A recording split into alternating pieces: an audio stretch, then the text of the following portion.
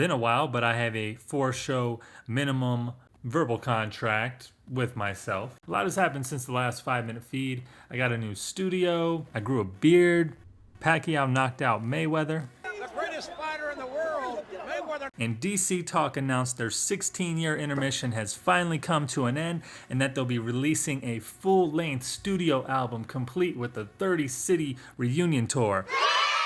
Not exactly, but we'll discuss details after this transition. dcT in effect. I got something for you, man. I have a lot to say on the topic of dcTalk, but only have 5 minutes, even less than that now. I grew up listening to dcTalk from Heaven Bound to Walls to Socially Acceptable. I was all about them. When Jesus Freak came out, my friend Brandon told me that it was rock music. Rock? What you talking about, Willis? dcTalk loves rap music. They always have and they always will. Always have and always will. Drop it.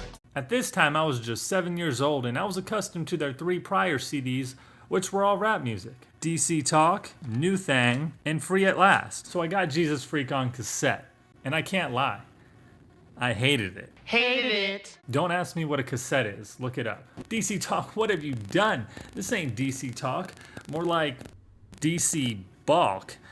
Yeah, I don't know, but what I do know is it wasn't what I expected. Of course, it grew on me and stood the test of time, and it was and still is to this day a great album. They went on to release Welcome to the Freak Show, Supernatural, and Intermission. Intermission was released in the year 2000.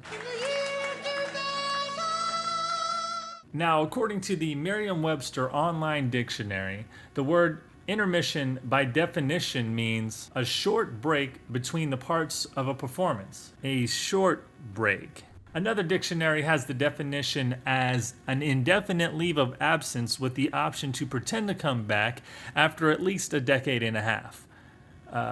We know which definition Toby, Mike, and Kevin went with.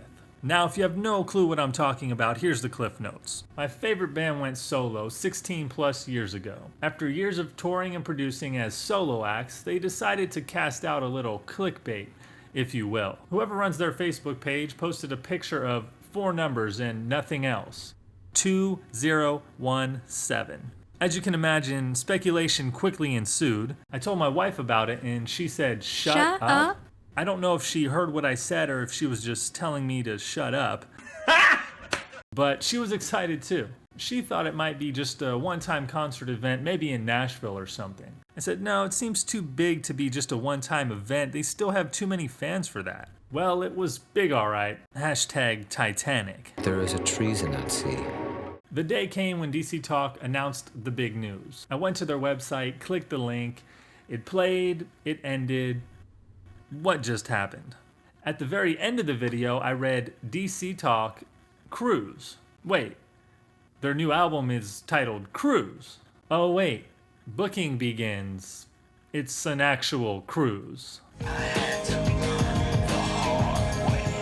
If this wasn't the 5-minute feed, I would need to take a breather right now, but for the sake of time, I'll press on. Look, in my heart of hearts, I knew it somehow couldn't have been a comeback. K-Max is doing his thing, Tate's busy with the Newsboys, and Toby Mac hasn't slowed down since the intermission began. Why would they suddenly put their solo careers on hold for a dcTalk reunion tour? Business-wise, it doesn't make sense. If you're gonna tour, it's gonna be to promote an album. To write and record an album takes a lot of time, money, and effort, and that's a lot of time, money, and effort they'd be taking away from their solo careers. I just wish the hype wouldn't have been there. IMO, they should have just announced the cruise the day they posted the 2017 banner. It still would have been exciting and interesting dcT news without allowing people like little old me to devise a plan for their reunion tour and album to somehow make sense. I liken the news to be similar to your favorite sports team acquiring the #1 overall draft pick. Not to mention they've stung for the last 16 seasons, or better yet, they've been non-existent.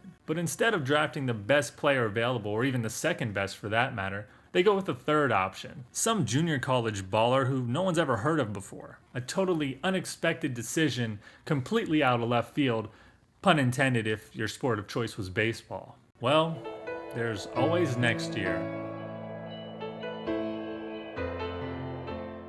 All right, my time's up. I gotta go start a GoFundMe campaign for this cruise. But I can't start it for myself. That'd be a little tacky.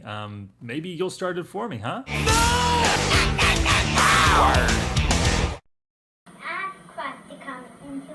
ball. And he gave me a brand new stove. And on top of that, he gave me my dreams doing hip hop music when the Kristen theme.